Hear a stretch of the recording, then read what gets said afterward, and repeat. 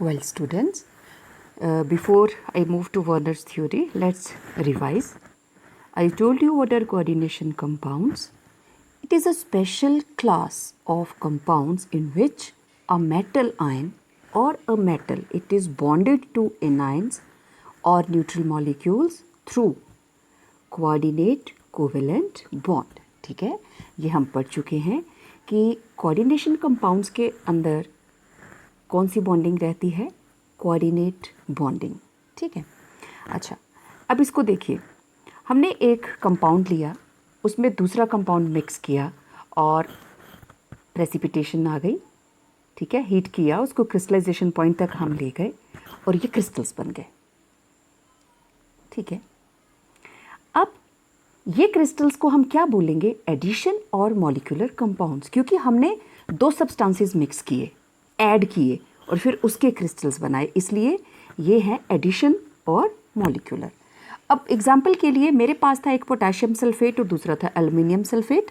ठीक है, दोनों को मिक्स किया, हीट किया और उसके क्रिस्टल्स बना लिए. क्रिस्टल बनाने के लिए आपको पता है हम उसको हीट करते हैं, इवेपोरेट करते हैं सॉल्यूशन को, और ये जो क्रिस्टल्स बने, now these are what, yes, this is potash alum, right. तो ये ऐड करके बना. ठीक है. अब एक दूसरा एग्जांपल देखते हैं. हमने लिया KCN, पोटेशियम साइनाइड, और उसके अंदर दूसरा सोल्यूशन हमने लिया निकल साइनाइड. ठीक है, निकल साइनाइड बीकर में है, ऊपर से हमने KCN डाला. तो आप देखेंगे थोड़ी देर के बाद ऑरेंज रेड कलर के प्रेसिपिटेट्स आ जाते हैं, विच इंडिकेट दैट अब हमारे पास एक और कंपाउंड बन गया है. और वो भी कैसे बना, एडिशन से. ठीक है. तो एडिशन और मॉलिक्यूलर कंपाउंड बेसिकली दो तरह के हो गए, या तो ये होंगे डबल सॉल्ट्स या ये होंगे कोऑर्डिनेशन और कॉम्प्लेक्स कंपाउंड्स. ठीक है. और इन दोनों के बीच के डिफरेंसेस वो हम सारा कुछ कर चुके हैं, just it's a revision of all that. तो देखिए डबल सॉल्ट, ठीक है, ये रही फिटकरी, मैंने आपको बताया था ना, डबल सॉल्ट पोटैश एलम, और हम इसको बोलते हैं फिटकरी. हमने फिटकरी को या डबल सॉल्ट को पानी में डाला. ठीक है. पानी में जाकर ये उन्हीं आयंस में टूट जाते हैं जिस कॉन्स्टिट्यूएंट के साथ ये बने हैं सेम. कि अगर एरो के इस और पोटेशियम सल्फेट एल्युमिनियम सल्फेट था तो डिसॉल्व करने के बाद भी सेम चीज़ें बनी. ठीक है.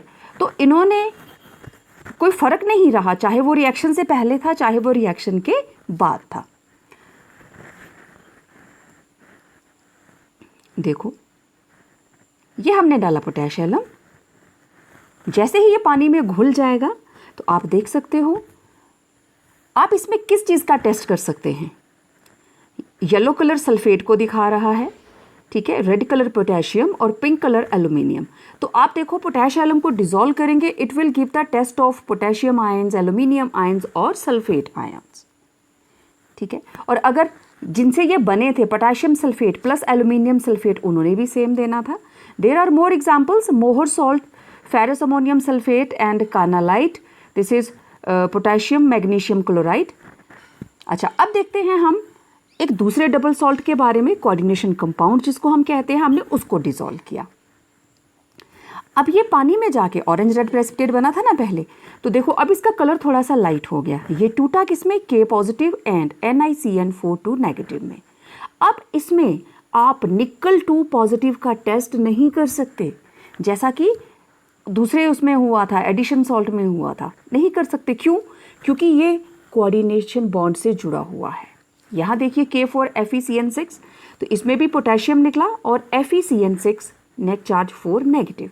अब आप इसमें Fe2 पॉजिटिव आयन का टेस्ट नहीं कर सकते बिकॉज इट इज़ बॉन्डेड. अब यहाँ पे एक नए टाइप का एनाइन बन गया है और उस एनाइन का नाम क्या है, FeCN6 नेट चार्ज 4 नेगेटिव. आप चाहकर भी इसको तोड़ नहीं सकते कि आप इसको तोड़े और ये बन जाए Fe2 positive and 6Cn negative. It will not break. It happens only in the case of double salt. सिर्फ डबल सॉल्ट में ऐसा होगा. अब इसके अलावा और भी देखो बहुत सारे कंपाउंड्स हैं, निकल का है, कॉपर का है, सिल्वर का है, लेकिन ब्रैकेट के अंदर जो चीज़ें लिखी हैं दे आर कोऑर्डिनेशन बॉन्ड के थ्रू जुड़े हुए हैं, दैट इज कोऑर्डिनेशन एंटिटी. ये नहीं टूटेगा. तो आपने देखा ये जो कोऑर्डिनेशन कॉम्प्लेक्सेस हैं, अब ये आयन जो है वो सिंपल नहीं है, इट इज़ कॉम्प्लेक्स आयन, चाहे केटायन हो चाहे एनायन हो, तो ये जिससे बना दैट इज कॉम्प्लेक्स कंपाउंड। बनता कैसे है? मेटल आयन और मेटल, क्योंकि मेटल विदाउट चार्ज भी हो सकती है, और एनाइंस के साथ जिनको हम लाइगेंड्स बोलते हैं ये बनाते हैं कोऑर्डिनेट कोवेलेंट बॉन्ड, और जिसको हम क्या बोलते हैं? Dative bond. मेटल के पास खाली जगह होती है, खाली ऑर्बिटल्स हैं, और लाइगेंड्स के पास एक्स्ट्रा इलेक्ट्रॉन्स होते हैं। इन लाइगेंड्स को हम बोलते हैं कोऑर्डिनेट आयन्स, और ये बन जाता है कोऑर्डिनेट कंपाउंड।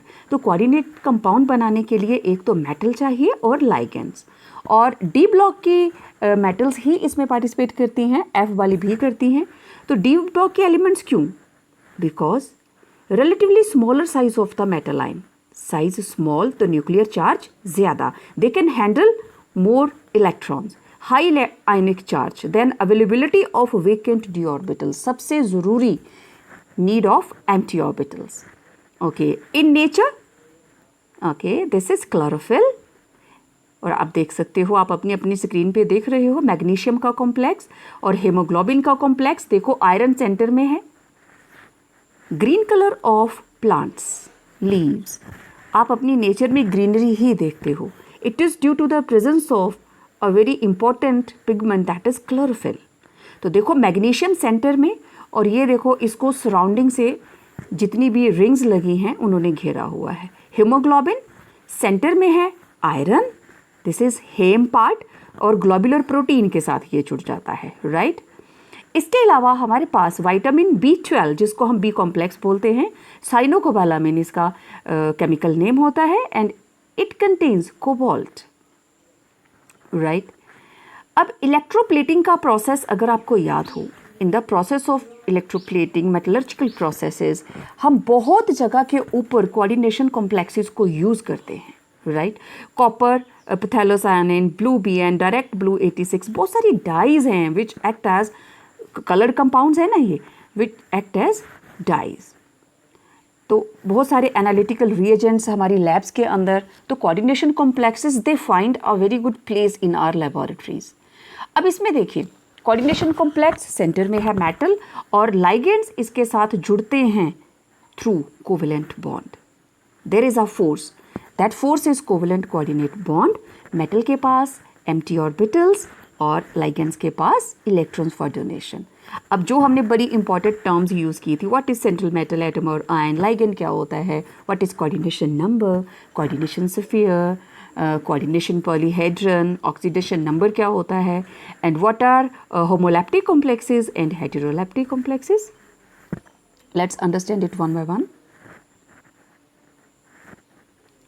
चलिए सबसे पहले बात करते हैं what is central metal atom और आयन। कोऑर्डिनेशन कॉम्प्लेक्स के लिए बेसिक नेसेसिटी, सबसे ज़रूरी क्या है कि एक मेटल एटम ऐसी होनी चाहिए which can provide empty d orbitals for the acceptance of lone pairs which will be donated by the ligands। तो देखो सेंट्रल मेटल एटम और ion, it is a metal, ठीक है, और ये लाइगेंड्स अप्रोच किए इसको और प्रॉपर ओरिएंटेशन के साथ ये जुड़ जाते हैं।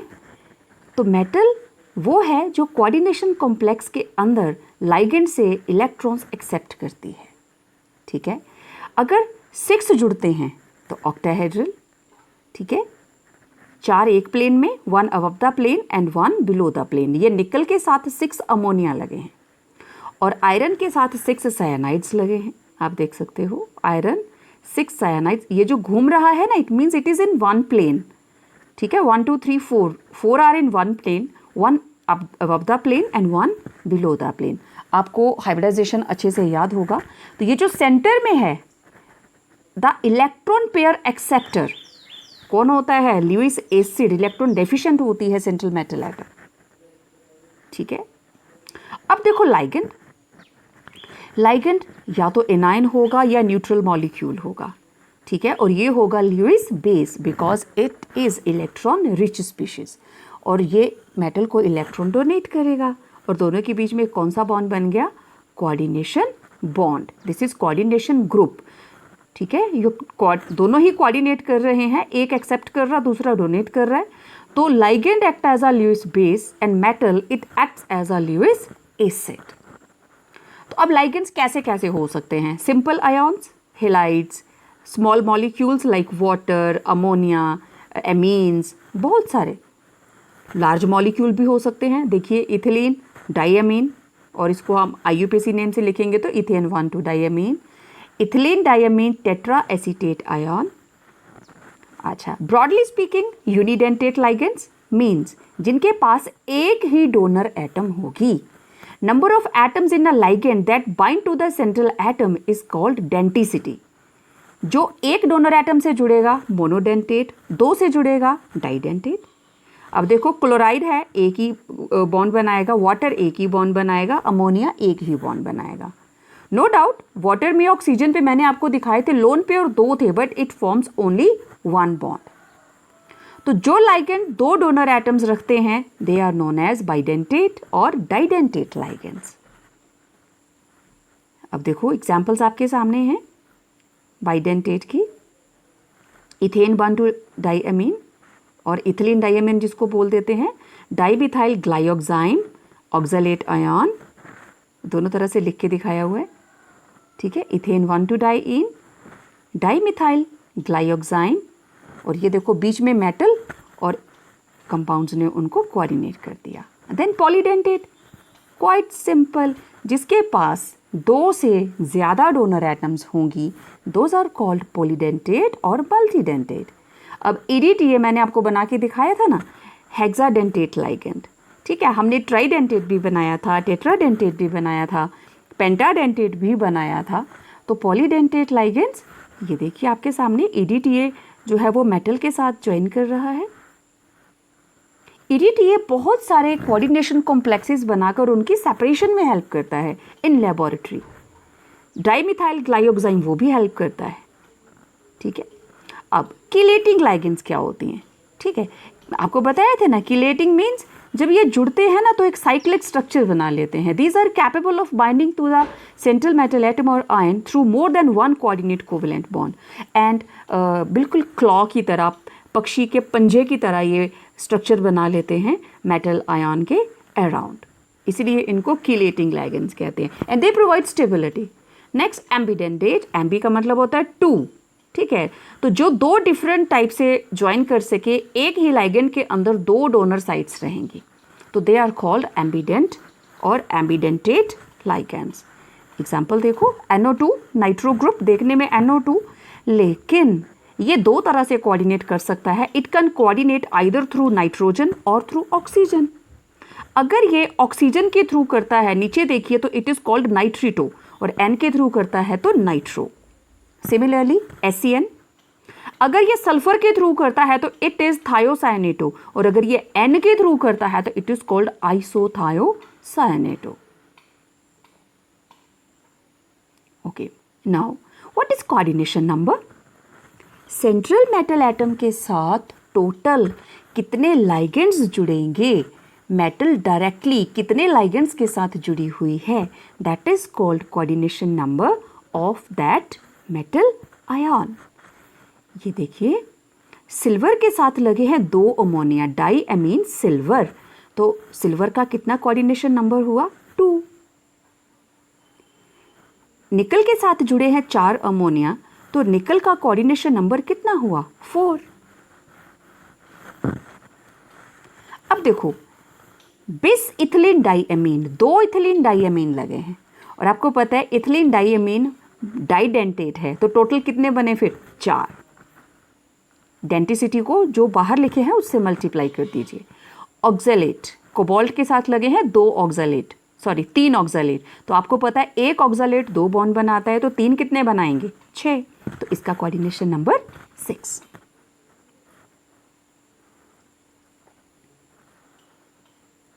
सो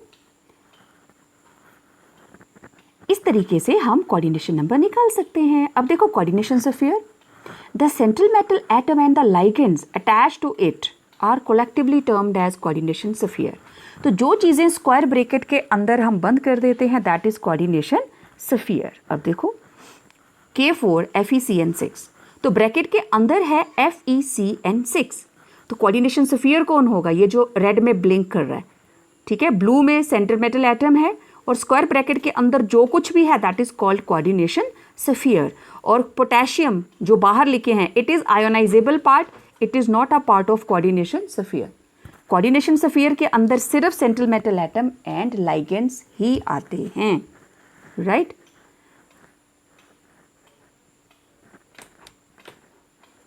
Similarly, let us take one more example, K2NiCl4, तो जैसे ही ये ब्रेक करेगा पोटेशियम दो अलग हो गए, NiCl4, तो ये जो ब्रैकेट के अंदर है NiCl4 net charge two negative, it is coordination sphere. Okay, next हम बात करते हैं कोऑर्डिनेशन पॉलीहेड्रन के बारे में। This is nothing but arrangement of ligands, ठीक है। अगर 6 हैं तो आपको पता है ऑक्टाहेड्रल बनता है, 4 in one plane, 1 above the plane, 1 below the plane. Tetrahedral, they are present in a space at an angle of 109.5 degree. Square planar, ये सारे के सारे 90 डिग्री के ऊपर हैं। ट्रायगोनल प्लेनर 3 एक प्लेन में, एक अबव द प्लेन, एक बिलो द प्लेन, और स्क्वायर पिरामिडल 4 एक प्लेन में एंड 1 अबव द प्लेन। तो कोऑर्डिनेशन एंटिटी की फिगर जिसमें हम इसकी स्पेशल अरेंजमेंट दिखाते हैं that is coordination polyhedron. 3 dimensional setup, solid figure जो हम शो करते हैं, स्क्वायर प्लेनर, टेट्राहेड्रल, ये सारे हाइब्रिडाइजेशन के बेस पे आप लोग देख चुके हैं।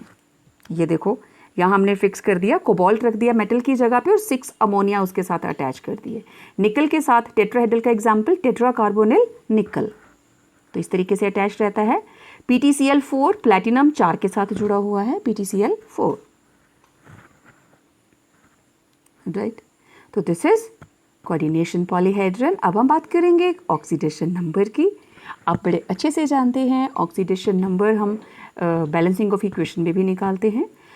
तो it is the electric charge a metal would carry if all the ligands were removed along with the electron pair that are shared with the central atom.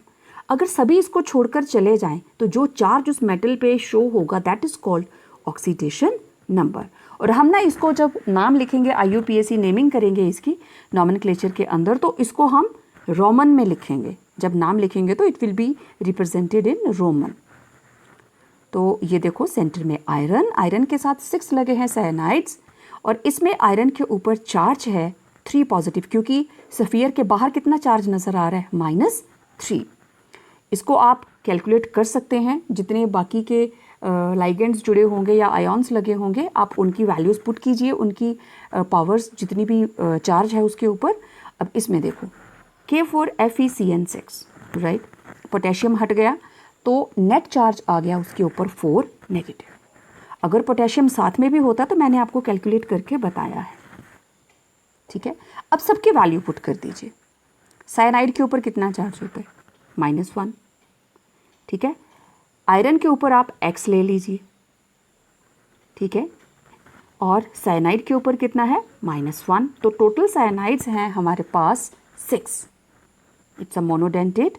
तो टोटल चार्ज फिर इसके ऊपर कितना आ जाएगा, -6, ठीक है। और पूरे कॉम्प्लेक्स के ऊपर चार्ज कितना है, -4।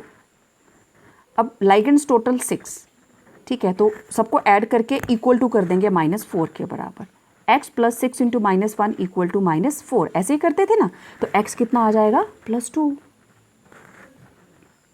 It's too simple. सबकी वैल्यूज पुट कीजिए, पावर्स उसके ऊपर लगाइए जितना जितना चार्ज वो कैरी कर रहे हैं, और इसको कैलकुलेट कर लीजिए। तो आप इसको रिप्रेजेंट करोगे Fe2 पॉजिटिव और आयरन के साथ रोमन में लिखोगे, ठीक है। अब ये आप लोगों के लिए प्रैक्टिस रहेगी, आप इसको ज़रूर सॉल्व करना। K3 पोटेशियम के ऊपर हमेशा +1 चार्ज रहता है, सोडियम के ऊपर हमेशा +1 चार्ज रहता है, ठीक है। तो आप इनकी वैल्यूज़ को पुट कीजिए और x की वैल्यू निकाल सकते हैं, ठीक है। ये जैसे टूटेगा तो चार्ज आया -3। अब आपको पता है ऑक्सैलिक एसिड के ऊपर कितना चार्ज होता है, -2। ऑक्सैलेट आयन के ऊपर -2, तो टोटल कितने हैं, 3, ठीक है। तो वैल्यूज़ पुट कीजिए, x + 3 × -2 = -3, कितना आ जाएगा, x will be +3.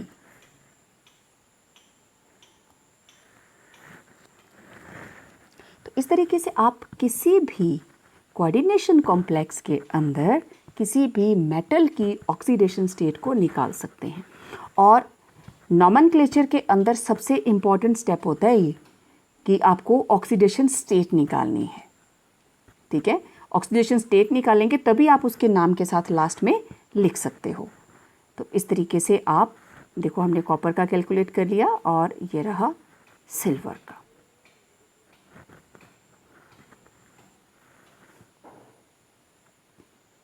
Okay, now homoleptic and heteroleptic. Homo मतलब सेम, तो जिस कॉम्प्लेक्स के अंदर सारे के सारे लाइगेंड्स सेम होंगे that is called homoleptic. All ligands are same. ठीक है, अब देखो कोबाल्ट के साथ 6 अमोनिया लगे हैं, दूसरी साइड आयरन के साथ 6 साइनाइड्स लगे हैं, तो both are examples of homoleptic complexes. सारे के सारे सेम, एक भी डिफरेंट आ जाएगा, it will become heteroleptic. A complex in which a metal is bound to more than one kind of ligand atoms is called a heteroleptic complex.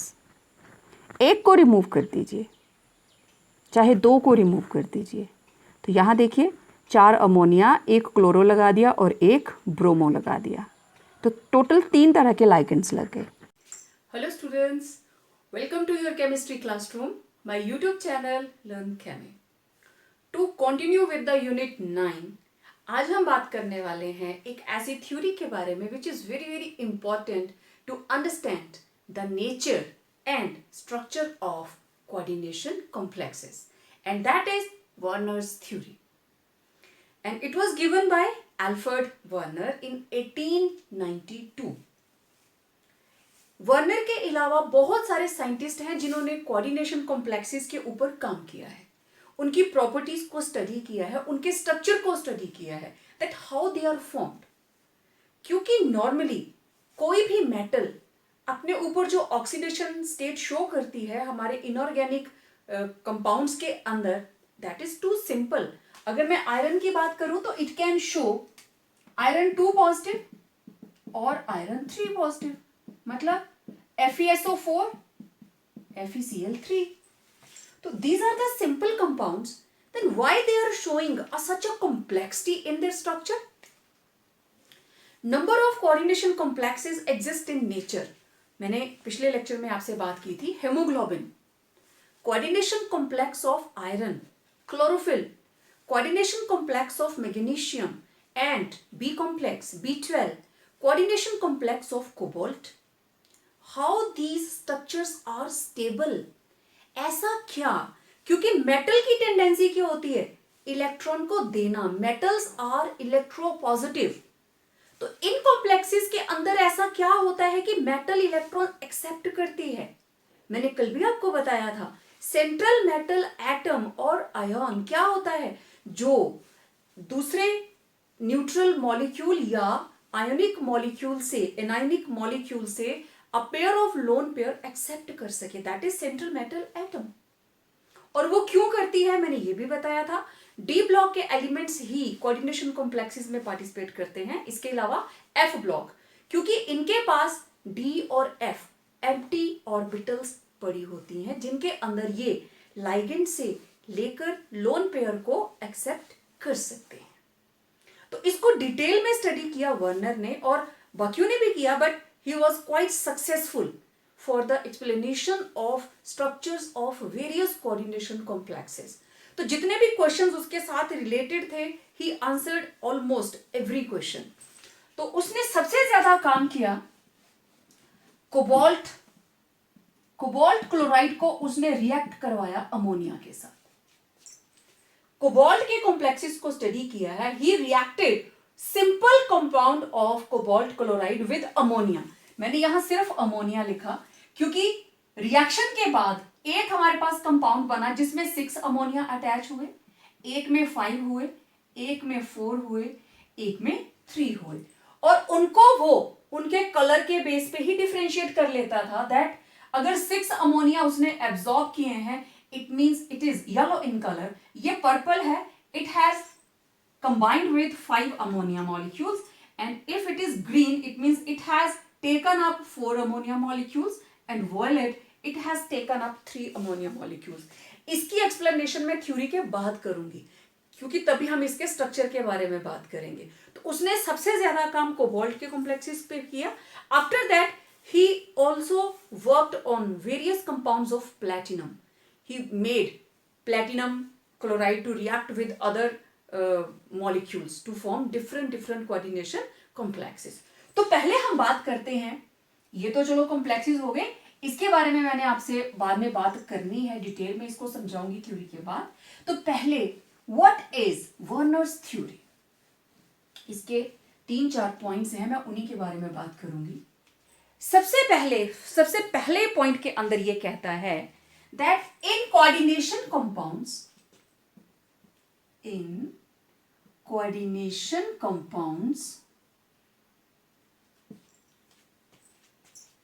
metal atom exhibits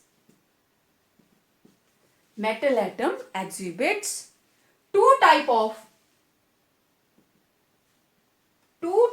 of valencies. और ये valencies कौन कौन सी है? एक है primary और दूसरी है secondary.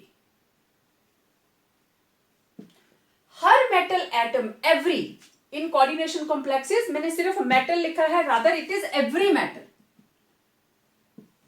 Every metal atom exhibits two types of valencies, primary and secondary. दो तरह की वैलेंसीज हैं, ठीक है. और इसमें जो प्राइमरी है, प्राइमरी वैलेंसी ये बिल्कुल सिंपल होगी. It is ionisable and known as oxidation state. Right? And secondary valency, it is non-ionizable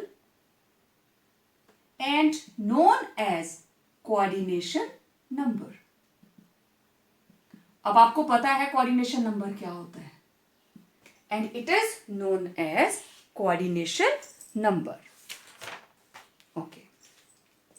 अब देखो, हर मेटल की टेंडेंसी है that उसको दोनों तरह की वैलेंसीज को सेटिस्फाई करना है, राइट? तो देखिए, सबसे पहले every metal atom has fixed number of primary and secondary valencies. पहली बात, ये नंबर फिक्स है कि इसमें प्राइमरी कितनी होगी और सेकेंडरी कितनी होगी, ठीक है. ओके, फिक्स हो गया. फिर every metal tends to satisfy its both type of valencies. कौन कौन सी? प्राइमरी एंड सेकेंडरी, ठीक है. दो तरह की वैलेंसीज हैं, एक होती है प्राइमरी और एक होती है सेकेंडरी. प्राइमरी होती है आयोनाइजेबल और उसको क्या बोलते हैं? Oxidation state. सेकेंडरी होती है नॉन आयोनाइजेबल और उसको क्या बोलते हैं? Coordination number. Okay. Every metal atom has fixed number of primary and secondary valencies. ऐसा नहीं आप अपनी मर्जी से ही कर दो, ये नंबर फिक्स रहेगा. क्यों फिक्स है वो मैं अभी आपको इफेक्टिव एटॉमिक नंबर का बताती हूं. Every metal tends to satisfy its both type of valencies, primary and secondary. Okay. अब ये जो प्राइमरी वैलेंसी है, primary valency is satisfied by simple anions. Primary valency is satisfied by simple anions, and secondary valency is satisfied by neutral molecules or anions known as ligands. Primary valency को कौन satisfy करेंगे? Simple anions. लेकिन secondary valency को neutral molecules और anion satisfy करेंगे and they are known as ligands, right. इसके बाद primary valency is shown by or represented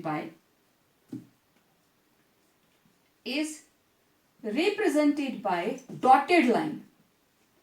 primary valency को हम ऐसे डॉटेड लाइन से शो करते हैं and secondary valency by straight line.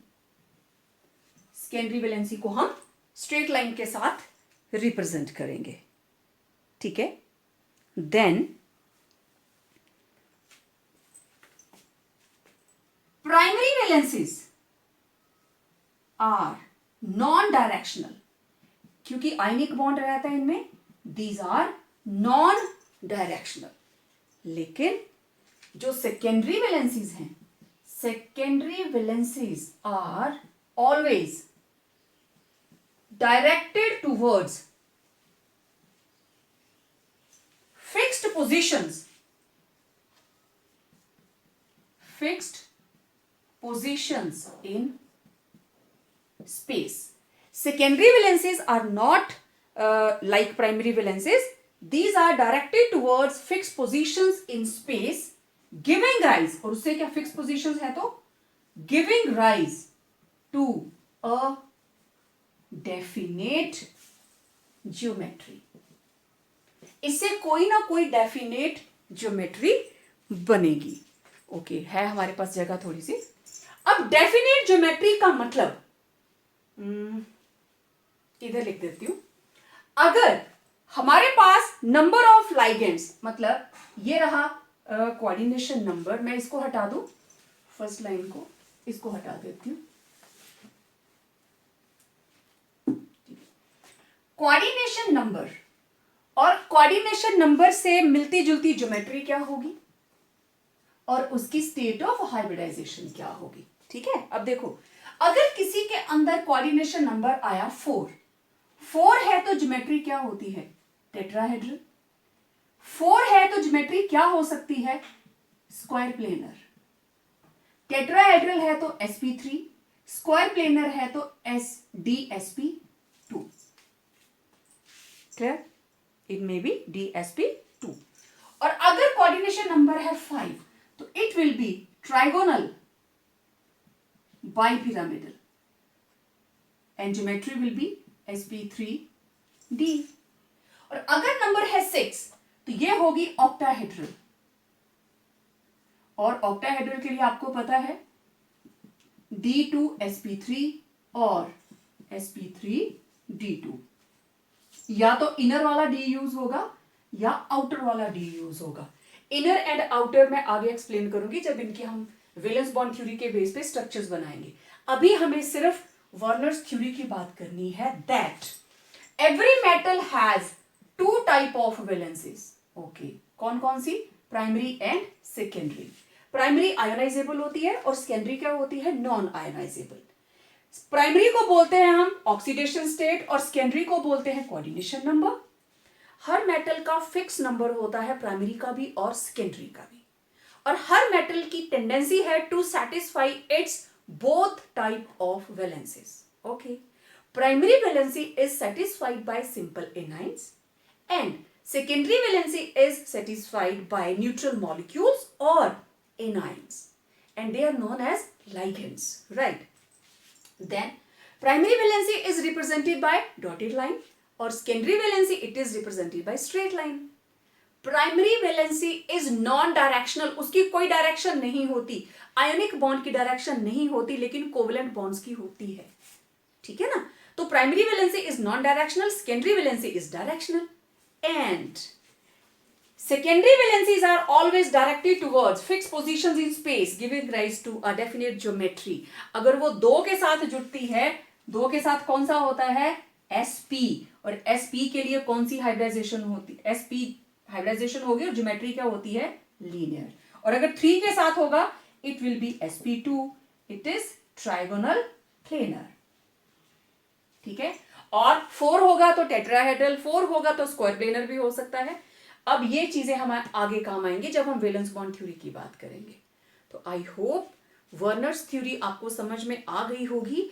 अब जब हम आगे कॉम्प्लेक्सिस के बारे में बात करेंगे, उनका नॉमेनक्लेचर करेंगे, तो आपको पता होना चाहिए कौन सा आयोनाइजेबल पार्ट है और कौन सा नॉन आयोनाइजेबल पार्ट है। क्लियर? ओके, तो ये थी वर्नर्स थ्योरी।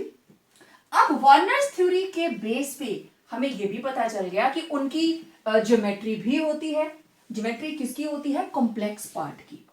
तो पिछले कल आपने कोऑर्डिनेशन कॉम्प्लेक्सेस से रिलेटेड सारी की सारी टर्मिनोलॉजी को स्टडी किया था। इससे पहले मैं आपको कोबाल्ट के स्ट्रक्चर्स बताऊं on the basis of Werner's theory. हम थोड़ा सा बात कर लेते हैं what is effective atomic number. उनको क्यों जरूरत पड़ती है अपनी सेकेंडरी वैलेंसीज को सेटिस्फाई करने की, और वो सेकेंडरी वैलेंसीज फिक्स क्यों हैं? Let's find out. Effective atomic number, and it was given by Sidgwick. He said that effective atomic number, it is the sum total of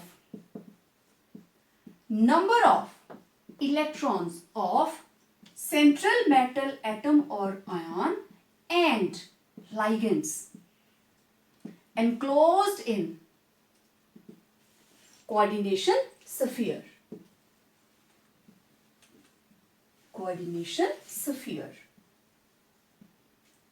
and most of the times ये sum total हमेशा nearest noble gas की configuration के बराबर आता है। चाहे वो देखो प्राइमरी वैलेंसी वो क्यों सेटिस्फाई करते हैं? Every metal tends to release number of extra electrons just to acquire noble gas configuration. आपको पता है why do atoms combine? In order to complete their octet to acquire the most stable noble gas configuration, right?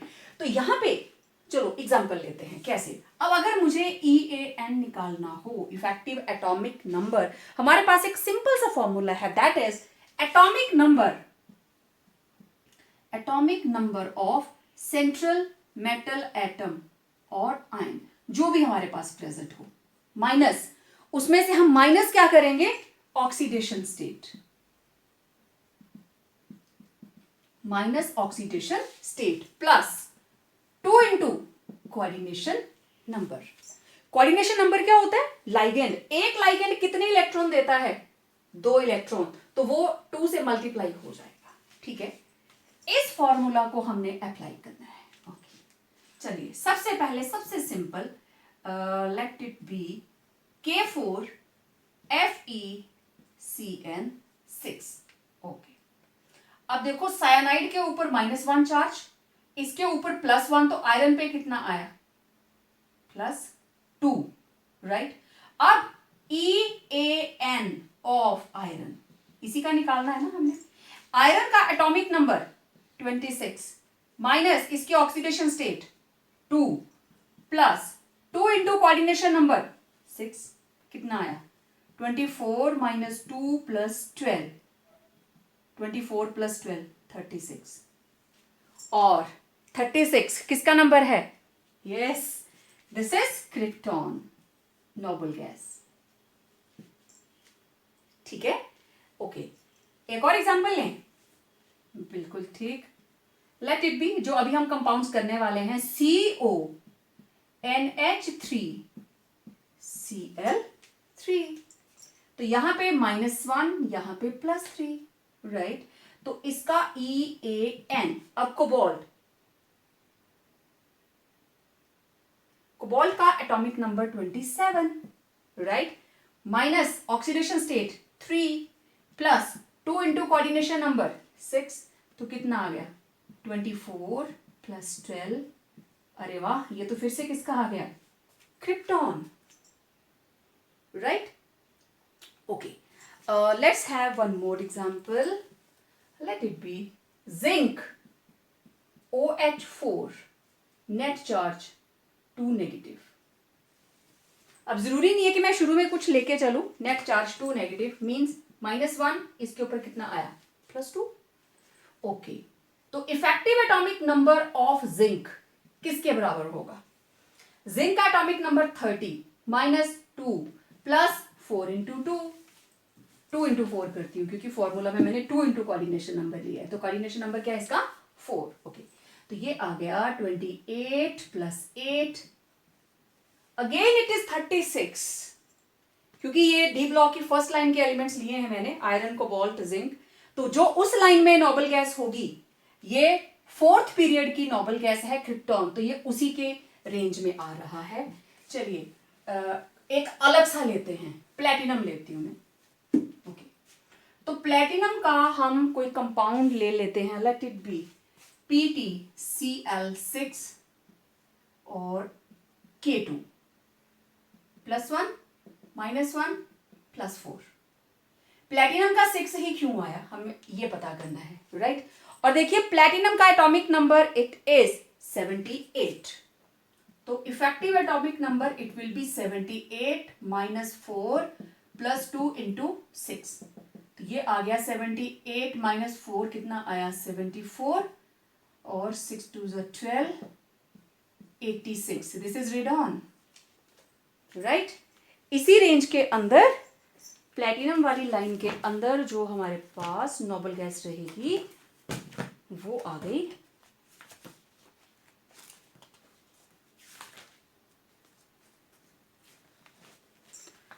दिखाने की कोशिश करती हूं। Okay, ये रहा प्लेटिनम गोल्ड के पास और उसी लाइन में ये रही रेडॉन, 6 पीरियड दिख गया सबको। Platinum gold mercury tellurium lead bismuth polonium astatine and radon, तो अपने ही पीरियड की जो इनकी नियरेस्ट नोबल गैस होगी उससे एक इलेक्ट्रॉन कम भी हो सकता है, जरूरी नहीं हर बार नोबल गैस ही आएगी, क्योंकि अगर मेरे पास कंपाउंड आता है जिसमें आयरन के ऊपर 3 पॉजिटिव है K3FeCN6, तो वहां पे आ जाएगा वो 35, but it tried to get the noble gas configuration, nearest noble gas configuration, तो it was the meaning of effective atomic number। क्यों वो नंबर फिक्स हो गया प्राइमरी और सेकेंडरी वैलेंसी का, क्योंकि उसी सेकेंडरी वैलेंसी के साथ वो नियरेस्ट नोबल गैस की कॉन्फ़िगरेशन को कॉपी कर सकता है। ओके, चलो अब देखते हैं वर्नर्स थ्योरी की जो उसका अपना काम था, how he worked on compounds of cobalt. अब देखो कोई भी कॉम्प्लेक्स FeCN6 और ये रहा K4, दूसरा मैं ले रही हूं कोबाल्ट 6 अमोनिया और Cl3 बाहर, राइट।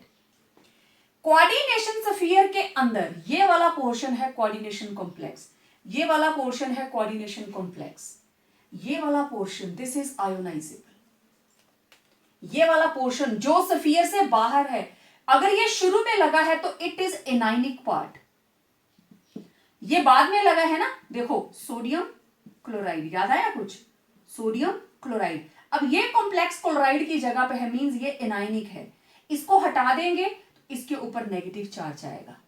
अब ये सोडियम की जगह पे है, इसको हटा देंगे तो इसके ऊपर पॉजिटिव चार्ज आएगा। बताती हूं मैं, इसको हटा के बताती हूं।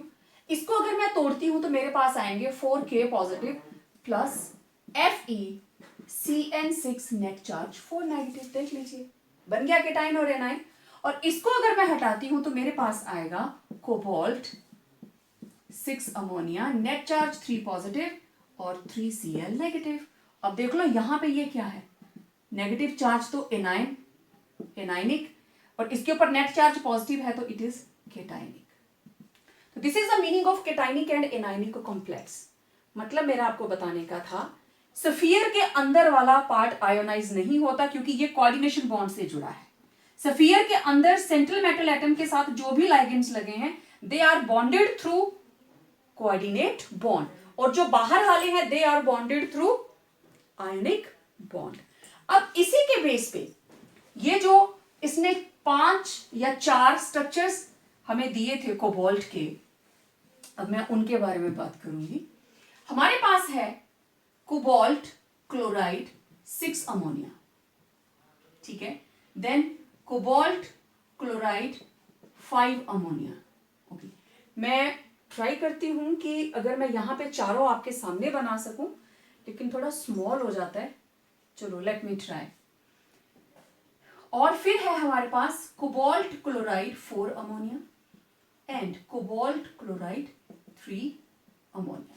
ये हमारे पास टोटल 4 कोऑर्डिनेशन कॉम्प्लेक्सेस हैं, राइट। और मैंने आप लोगों को इसका कलर भी बताया था। This is yellow, this is yellow in color, and in which 5 ammonia molecules, this is purple, this is purple in color, जिसके अंदर 4 हैं green and violet. These are 4 complexes which were worked upon by Werner. Okay, अब देखना ध्यान से। सबसे पहले उसने बात की कोबाल्ट क्लोराइड 6 अमोनिया के बारे में। अभी उसको बिल्कुल भी पता नहीं था कि इसके अंदर ये अरेंजमेंट किस तरह का है। Okay, he was not aware कि इसका स्ट्रक्चर क्या है, प्राइमरी कौन है, सेकेंडरी कौन है। ठीक है, उसने इस कॉम्प्लेक्स को ट्रीट किया सिल्वर नाइट्रेट के साथ, राइट। और उसको क्या मिला, he got, इसको ट्रीट किया, he got 3AgCl। मुझे सिर्फ आपको यही बताना है, सिल्वर नाइट्रेट के साथ उसने ट्रीट किया तो सिल्वर नाइट्रेट के 3 मोल यूज हुए और यहां पे 3 मोल AgCl निकला। मतलब यहां पे 3 मोल किसके प्रेसिपिटेट हुए, Cl नेगेटिव के। 3 मोल Cl नेगेटिव मींस यहां से 3 क्लोराइड बाहर आए। Getting my point. 3 क्लोराइड बाहर आने का मतलब ये क्लोराइड कहां पे प्रेजेंट है, कोऑर्डिनेशन स्फीयर के बाहर। समझ आई बात। When he made to react this structure, उसने पहले इनको रिएक्ट किया अमोनिया से और ये कंपाउंड बन गया। अभी उसको पता नहीं इसका स्ट्रक्चर क्या है। What he did, he made it to react with silver nitrate. तो कितने सिल्वर नाइट्रेट यूज हुए, 3 मोल, और हमारे पास 3 क्लोराइड आयन 3AgCl प्रेसिपिटेट हो गए, प्रेसिपिटेट्स ऑफ 3 मोल क्लोराइड। इसका मतलब अब उसने स्ट्रक्चर बनाया कि इसका स्ट्रक्चर क्या हो सकता है, कोबाल्ट। कोबाल्ट के साथ उसने इसका स्ट्रक्चर क्या दिया, that it is having cobalt, और कोबाल्ट के साथ ये जो अमोनिया है सारे के सारे लगे हैं अंदर और तीनों क्लोराइड कहां हैं, बाहर। That this is ionisable, this is non-ionizable, this is primary, this is secondary valency।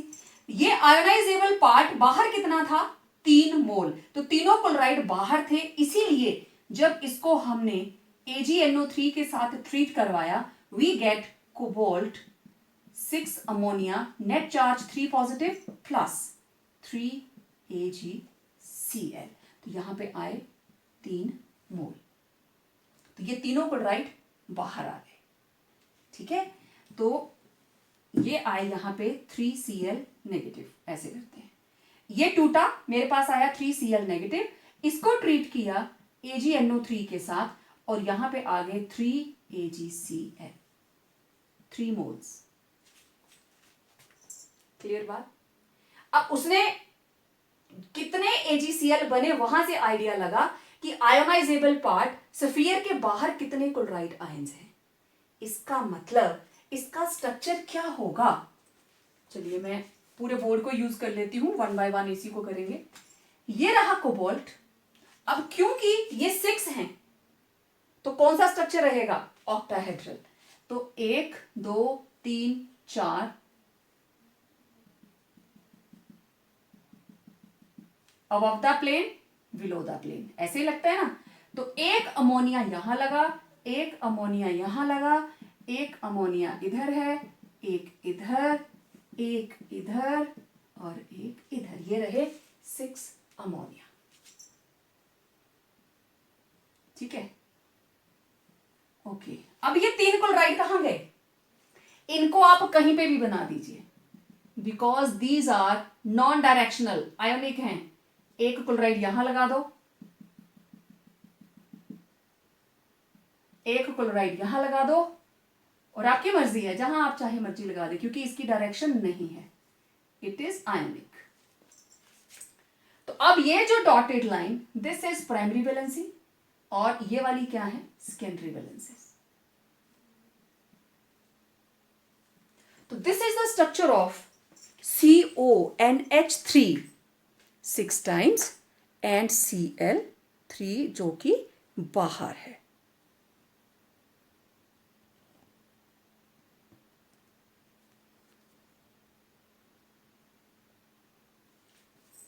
समझ आ गई सबको? तो इस तरीके से उसने फर्स्ट वाले स्ट्रक्चर के बारे में बता दिया। It was yellow in colour, और जैसे ही यहां पे 3 मोल, आप इसकी मेजरमेंट कर सकते हैं, 3Cl नेगेटिव यहां पे प्रेसिपिटेट्स हुए, तो वहां से आइडिया लगा कि तीनों क्लोराइड कहां पे प्रेजेंट है, बाहर।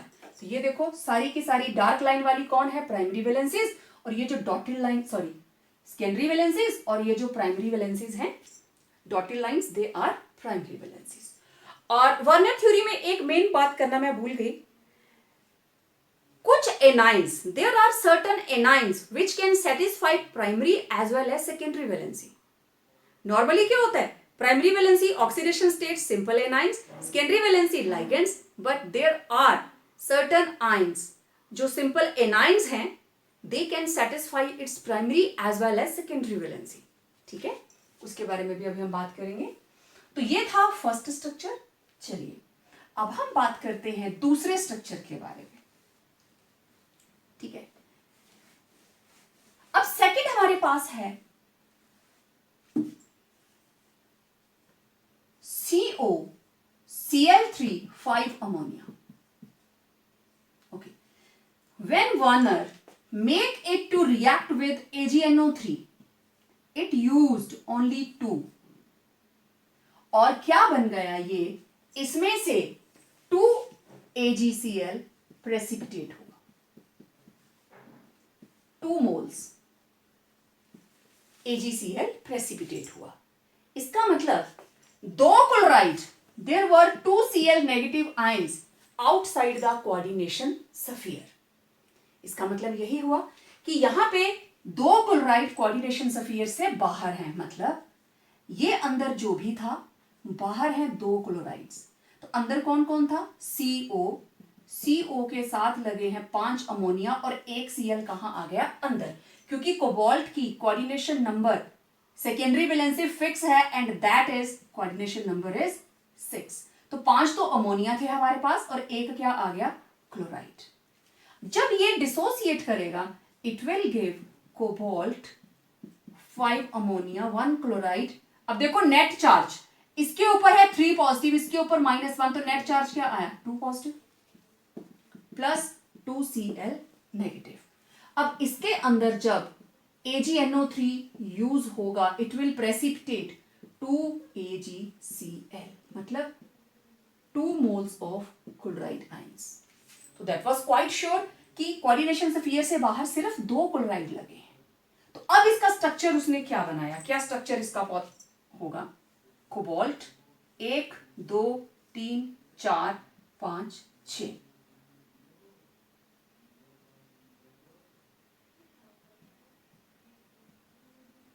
अमोनिया, 5 अमोनिया है हमारे पास, एक जगह मैं खाली छोड़ देती हूं, अमोनिया अमोनिया, और ये रहे 5 अमोनिया, और एक जगह कौन लगा है, क्लोराइड। आप चाहे आप यहां पे भी लगा सकते हैं, 6 की 6 जो पोजीशंस है, they are similar. Okay, 2 chloride कहां प्रेजेंट है, एज प्राइमरी, तो मैं ऐसे बना रही हूं, 1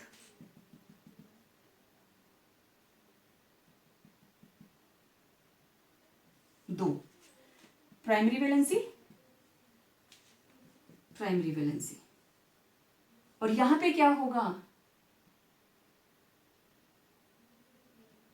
yes, this chloride it is satisfying primary as well as secondary valency.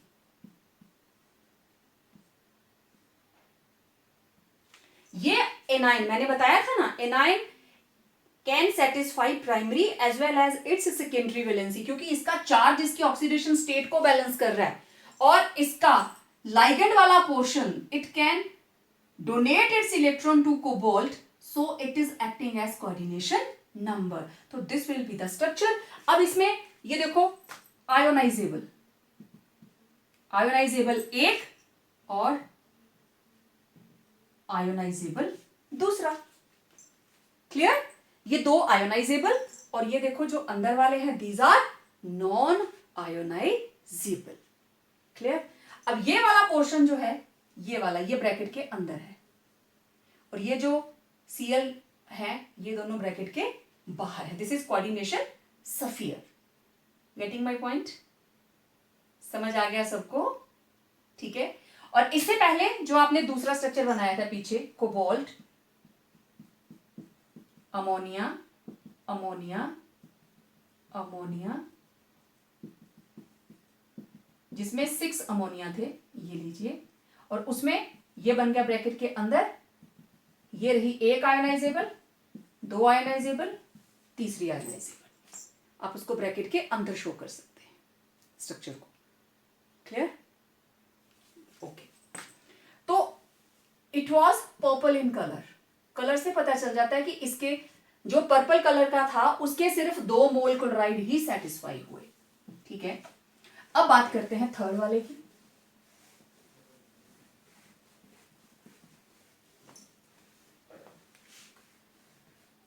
अब थर्ड में देखिए, COCl3 4 ammonia, right. When he made it to react, it was green in color.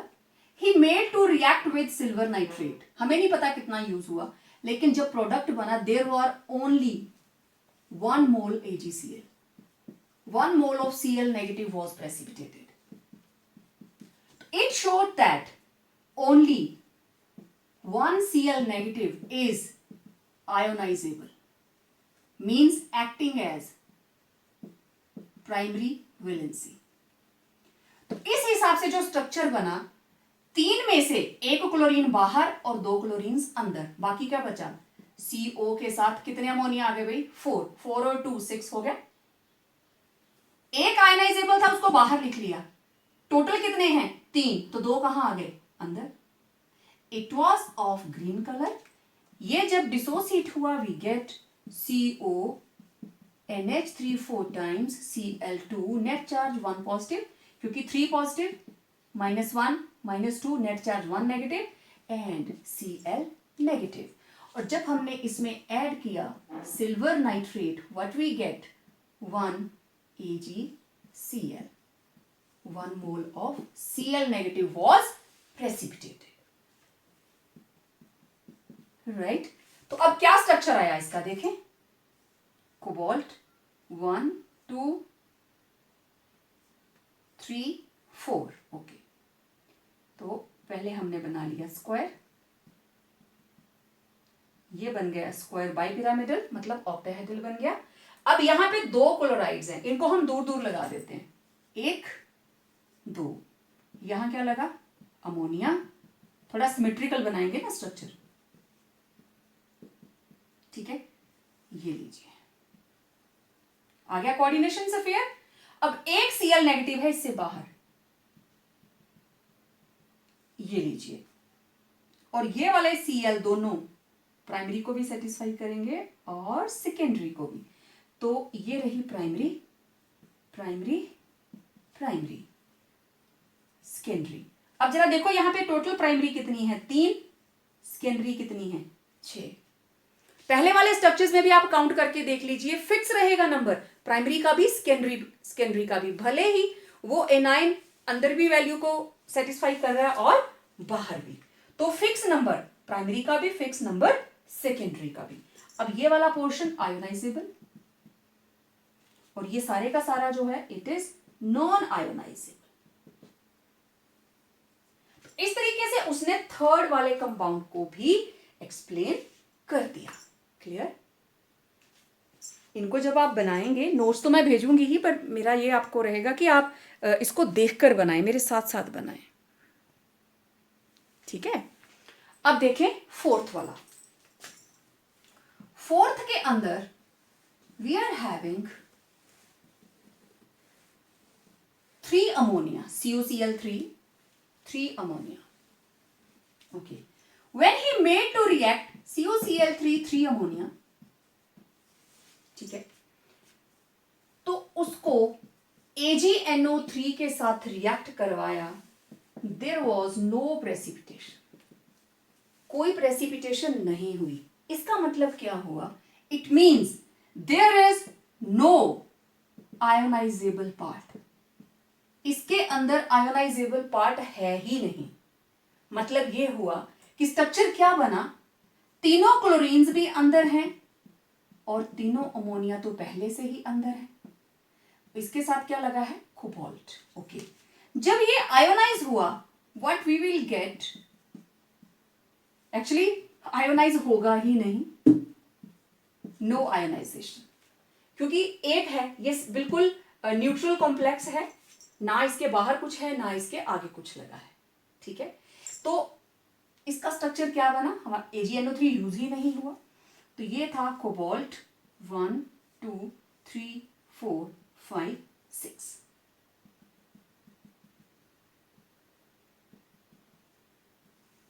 Okay, ये रहा क्लोराइड, ये रहा क्लोराइड, ये रहा क्लोराइड. ठीक है, और यहां लगा है अमोनिया, अमोनिया, अमोनिया. ठीक है, और ये क्लोराइड क्या करेंगे? यस, दो तरह की वैलेंसी को सेटिस्फाई करेंगे, primary as well as secondary. अब देखो, प्राइमरी, प्राइमरी, प्राइमरी, और ये वाली क्या है? सेकेंडरी. ये देखो, सेकेंडरी, सेकेंडरी. तो टोटल प्राइमरी कितनी है? 3. टोटल सेकेंडरी कितनी है? 6. आ गया फिक्स नंबर. अब ये आयोनाइजेबल है क्योंकि स्फीयर के बाहर, या अब देखो नॉन डायरेक्शनल कोई भी स्ट्रक्चर इसके अंदर नहीं है. तो this is the way, it was violet in colour. This is the way how Werner was able to elucidate the structure of coordination complexes in order to express their primary and secondary valences. तो इस तरीके से उसने अपनी theory के base पे primary और secondary structures को एक्सप्लेन किया. बात समझ आ गई सबको? अच्छा, अब मैं प्लेटिनम के कंपाउंड्स लिखूंगी और आप लोगों ने इसके स्ट्रक्चर्स जो है वो खुद बना के मुझे भेजने. हल्का सा हिंट दूंगी मैं आप लोगों को प्राइमरी और सेकेंडरी के लिए. प्राइमरी और सेकेंडरी दोनों वैलेंसीज को एनाइन ही फुलफिल करता है, लाइगेंड, न्यूट्रल लाइगेंड नहीं करेगा. Okay, now compounds of platinum. ठीक है, तो मेरे पास है PtCl4 6 अमोनिया, एक PtCl4 5 ammonia, 2 PtCl4 4 ammonia, right, और PtCl4 3 ammonia and PtCl4 2 ammonia, right.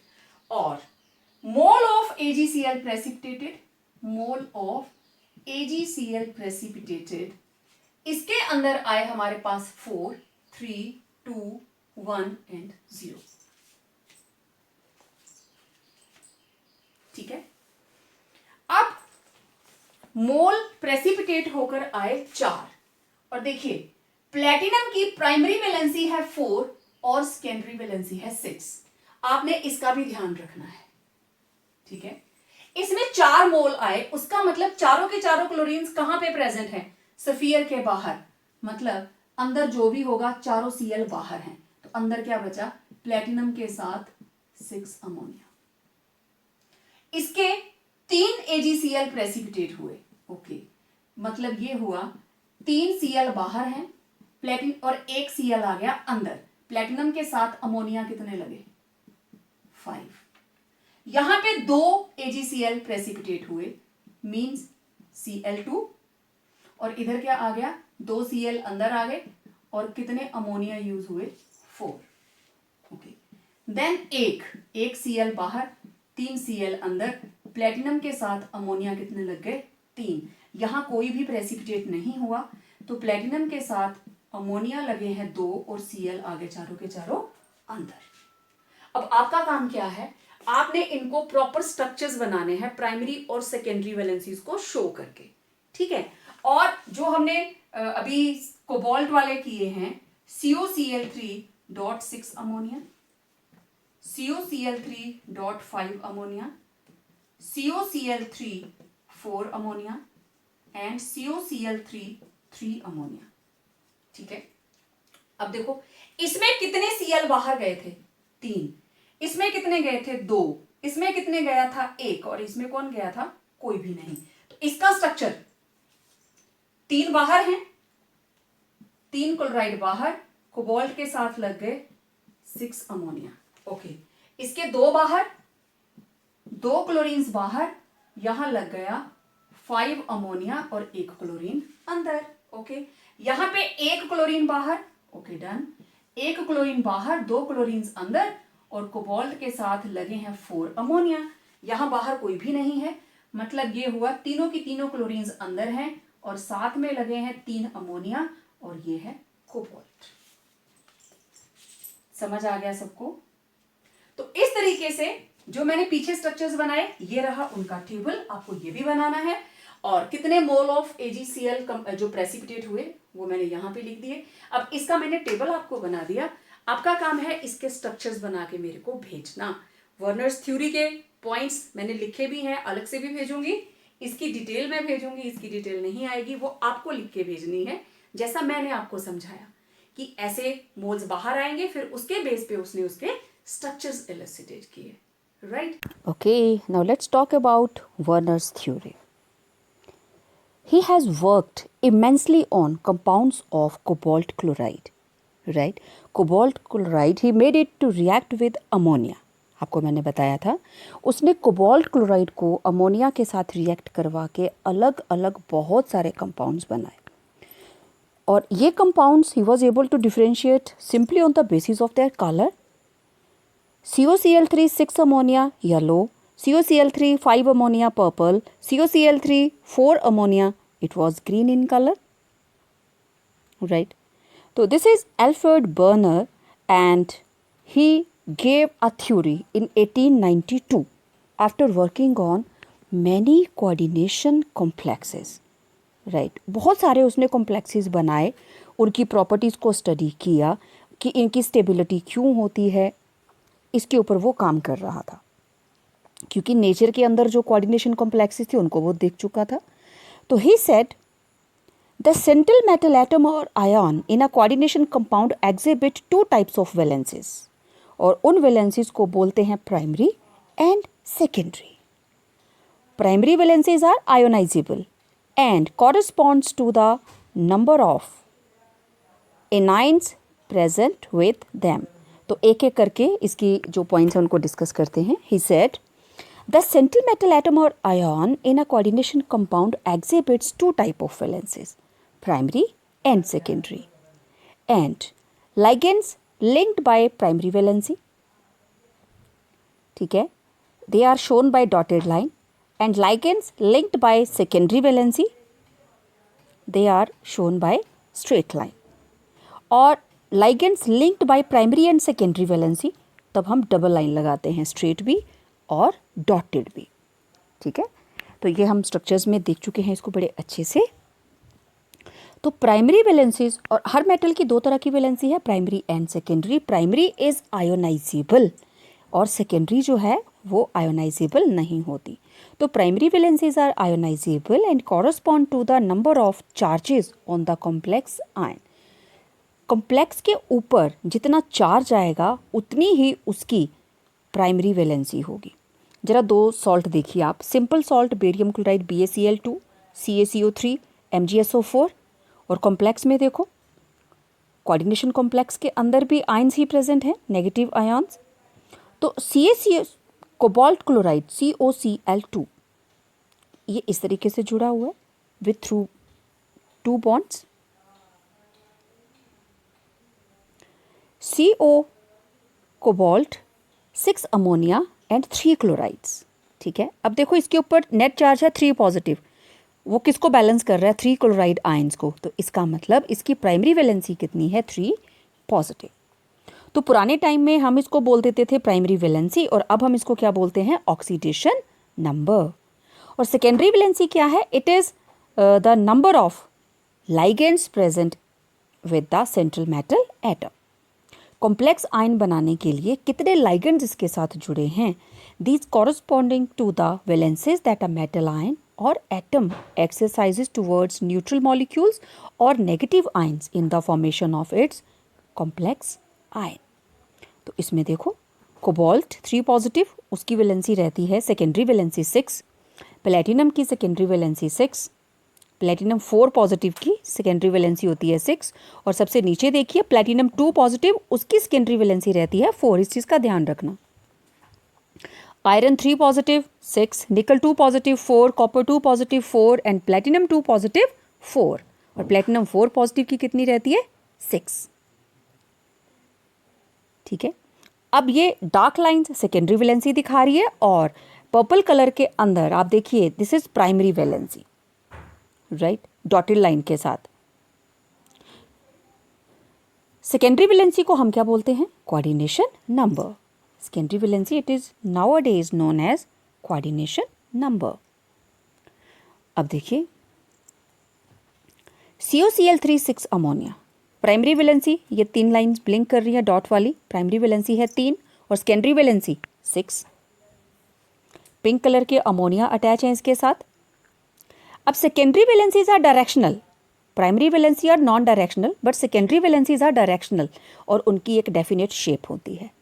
अगर नंबर है कोऑर्डिनेशन नंबर 6 है तो ऑक्टाहेड्रल होगी, 4 है तो टेट्राहेड्रल होगी, 4 है तो वो स्क्वायर प्लेनर भी हो सकती है। ठीक है, तो they are directed towards fix positions in space and they give rise to a special geometry to the coordination complexes. ये है octahedral, 4 ligands are in one plane, one above the plane and one below the plane। तो जिसका भी coordination number 6 होगा उसकी geometry रहेगी octahedral.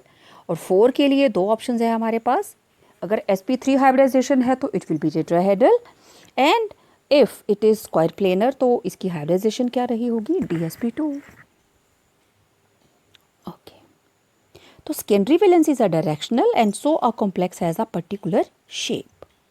ठीक है, एक चीज़ और, अगर 2 तरह के लाइगेंड्स लगे हैं तो सिस ट्रांस भी आ जाता है। अब यहाँ देखिए मेटल के साथ L स्टैंड्स फॉर लाइगेंड। ठीक है, प्राइमरी वैलेंसी पर्पल कलर में और सेकेंडरी वैलेंसी ग्रीन कलर के लाइगेंड्स शो कर रहे हैं। तो कोऑर्डिनेशन स्फीयर के अंदर देखिए कोबाल्ट के साथ लगे हैं 6 अमोनिया, तो ये वाला पोर्शन है नॉन आयोनाइजेबल। वर्नर ने, मैंने आपको बताया, मैक्सिमम वर्क उसका स्टार्टिंग ही कहाँ से हुई थी, कोबाल्ट के क्लोराइड्स के साथ। कोबाल्ट क्लोराइड के कंपाउंड्स उसने अलग अलग कंपाउंड्स बनाए अमोनिया के साथ कंबाइन करवा के। ठीक है, एक इसमें मिसिंग है जिसमें 3 अमोनिया रहते हैं, उसमें एक भी आयन नहीं बनता है, ब्लू इन कलर। तो कैसे उसने किया था, सिल्वर नाइट्रेट डाल के प्रेसिपिटेशन चेक की, प्रेसिपिटेट का उसने वेट किया, तो 6 अमोनिया वाले के अंदर 3 मोल, जिसमें 6 अमोनिया थे 3 मोल्स प्रेसिपिटेट आए, और 5 अमोनिया के अंदर 2 मोल्स AgCl के प्रेसिपिटेट्स आए, और जिसमें 4 अमोनिया थे it gave 1 mole of precipitate, right. तो वहाँ से उसने इसके स्ट्रक्चर्स बनाए। अब देखो primary valency means oxidation number that is 3, dotted line आपको दिखाई दे रही है। ठीक है, और इसको हम बोल देते हैं ऑक्सीडेशन नंबर। और इसके बाद अगर हम सेकेंडरी वैलेंसी की बात करें तो पिंक कलर में अमोनिया लगे हैं इसके साथ, स्ट्रेट लाइन के साथ हमने इसको जोड़ा है, तो that is its secondary valency. तो it's a fix number 3 and 6। Primary valency 3 है और सेकेंडरी वैलेंसी क्या है, 6। तो इसका जो प्रोबेबल स्ट्रक्चर है वो यही रहेगा कि क्योंकि 3 मोल AgCl प्रेसिपिटेट हुआ था, 3 Cl नेगेटिव जो हैं वो आयोनाइजेबल हैं, लेकिन ये जो ब्लिंक कर रहे हैं 6 वाले लाइगेंड्स जो लगे हैं ये आयोनाइजेबल नहीं है। तो पुराने तरीके से तो हम लेफ्ट वाला जो लिखा है वैसे लिखते, लेकिन अब प्राइमरी और सेकेंडरी वैलेंसी के हिसाब से हम इसको कोऑर्डिनेशन स्फीयर के अंदर करके लिखेंगे। तो तीनों Cl जो हैं वो कोऑर्डिनेशन स्फीयर के बाहर और 6 अमोनिया क्लोराइड के साथ अंदर। तो COCl3 6 अमोनिया में जब सिल्वर नाइट्रेट ऐड किया, it will precipitate the chloride ion. तो यहाँ पे 3 Cl हैं, तो 3 मोल AgCl जो था वो प्रेसिपिटेट हुआ, क्योंकि ये जो कोऑर्डिनेशन कॉम्प्लेक्स है जब टूटेगा तो आपको पता है इसमें से 3 Cl नेगेटिव बाहर हो जाएंगे और sphere will show 3 positive charge on it. Now this is coordination sphere, coordination entity, और ये जो 3 Cl कोऑर्डिनेशन सफ़ियर के बाहर थे वो आयनाइज होके सिल्वर नाइट्रेट के साथ रिएक्ट करते हैं और प्रेसिपिटेट हो जाते हैं। फिर उसने क्या किया, एक अमोनिया हटा दिया, अब ये बन गया COCl3 5 अमोनिया। फिर से उसने सेम प्रोसीजर किया, लेकिन है क्या, वैलेंसी और कोऑर्डिनेशन नंबर तो सेम ही रहेगा, कोऑर्डिनेशन नंबर 6। तो अब 6 कैसे पूरा होगा, एक Cl जो प्राइमरी वैलेंसी को सेटिस्फाई कर रहा था अब वो दोनों पोजीशंस को ऑक्यूपाई कर गया। अब उसने कोऑर्डिनेशन स्फीयर के अंदर जगह बना ली, ड्यूल बिहेवियर शो कर रहा है, वो प्राइमरी वैलेंसी को भी सेटिस्फाई कर रहा है और सेकेंडरी वैलेंसी को भी सेटिस्फाई कर रहा है। और सिंगल डॉटेड लाइन वाले देखो 2 बचे हैं, इसका मतलब अब ये वाला जो कंपाउंड उसके पास बना था, it was suppose to give precipitates of 2 mole of AgCl। तो पुराने तरीके से तो 5 अमोनिया लिखते, लेकिन अब हमने इसको कैसे लिखा, 2 Cl बाहर और 1 Cl अंदर। तो ये रहा पर्पल कलर में, इसका कलर था पर्पल। इसमें जैसे ही सिल्वर नाइट्रेट हम ऐड करेंगे प्रेसिपिटेशन हो जाएगी, AgCl बन जाएगा, white precipitates of AgCl will be formed. और फ़र्क क्या है, यहाँ पे बनेंगे 2 मोल्स ऑफ AgCl, क्योंकि आयोनाइजेबल कितने हैं, 2 Cl। देखो लेफ्ट में 2 सिंगल डॉटेड लाइंस हैं और कोऑर्डिनेशन स्फीयर के अंदर 1 Cl आ चुका है, तो it will keep precipitates of 2 moles of silver chloride. तो एक क्लोराइड क्या शो कर रहा है वहाँ पे, ड्यूल बिहेवियर, प्राइमरी को भी सेटिस्फाई कर रहा है और सेकेंडरी को भी। ओके, फिर उसने इसको आगे मूव किया, एक अमोनिया वो और रिमूव करने वाला था। Then he removed 1 more ammonia, लेकिन सेकेंडरी वैलेंसी को तो 6 रखना है ना। ओके, ये देखिए अमोनिया बाहर और उस अमोनिया की जगह किसने ले ली, क्लोराइड आयन ने। अब 2 क्लोराइड ऐसे हैं जो प्राइमरी सेकेंडरी दोनों को फुलफिल कर रहे हैं, तो रहेंगे कहाँ, कोऑर्डिनेशन स्फीयर के अंदर। अब आयोनाइजेबल कितने बचे, ढूंढो, ओ सिंगल 1, सिर्फ एक। तो कैसे इसको नए तरीके से कैसे रिप्रेजेंट करोगे, in the form of coordination complex. Ionisable एक, तो एक क्लोराइड बाहर, 2 क्लोरीन्स अंदर। अब इसमें जब सिल्वर नाइट्रेट डाला तो there was precipitation of only 1 mole of AgCl। इस तरीके से जब ये टूटा तो आयोनाइजेबल एक ही था, एक Cl नेगेटिव बाहर गया and it was got precipitated by the addition of silver nitrate. और कोऑर्डिनेशन स्फीयर के अंदर 2 क्लोराइड हैं जो ड्यूल बिहेवियर शो कर रहे हैं। और ऐसे ही अगर हम 3 अमोनिया ले लेते हैं तो कोऑर्डिनेशन स्फीयर हो जाएगा neutral, it will not ionise. ठीक है, तो वर्नर थ्योरी की कुछ ड्रॉबैक्स भी हैं। It doesn't explain why only certain elements form coordination compounds. सिर्फ कुछ एक एलिमेंट्स ही कोऑर्डिनेशन कंपाउंड्स क्यों बनाते हैं, सारे क्यों नहीं बनाते।